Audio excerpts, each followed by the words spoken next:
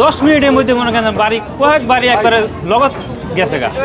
যাওয়ার পরে তারপরে এই যে গত বছর একটু বান দিছিল এদিকে, বান দেওয়ার পরে কোনো রকম বান দিছে, এই যে জায়গাটা প্রতি বছরে একটু একটু করে বান দেয়, বান দেওয়ার পরে এই যে প্রতি সরকারের গাফলতের কারণে এটা হয়েছে। মানে এখন শ্রমিক পাওয়া যেতেছে না, শ্রমিক পাইব কিভাবে? এখন মনে করেন যার হার নিরাপত্তা নিয়ে বাঁচতে পারতেছে না, কেউ মনে করেন ঘরেতে বের হবে এই সুযোগটাও পাইতেছে না সে।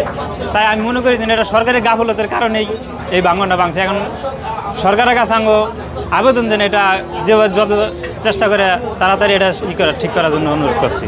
এখানে অনেকগুলি ঘর ছিল, যাতে মনে হয় যে 20-50টা ঘর ছিল, সব 1 ঘন্টার ভেতরে সব নিলাম হয়ে গেছে, সব ভাঙ্গে চলে নিতেছে। এখনও দেখতেছেন যে ঘর কীভাবে ভাঙতেছে, ঘর ভেঙে সারতেছে না, বিল্ডিং একতলা বিল্ডিং চলে গেছে, বড় বড় ঘর ভেঙে যেতেছে, রাস্তাঘাট সব কিছু বিলীন হয়ে যেতেছে একমাত্র নদীর কারণে। নদীতে সব করে দিতেছে, আপনারা তো সবাই দেখতেছেন কীভাবে ভাঙতেছে আর লোকজন কীভাবে করতেছে। গত 1 মাস আগে ঈদের দিন এখানে কিছুটা ভাঙন দেখা গেছিল, তো সেটা থামছে, জিও ব্যাগের মাধ্যমে থামানো হয়েছে। তো হঠাৎ করে তীব্র ভাঙন দেখা দেয়, 2টা বাড়ি চলে গেছে অলরেডি।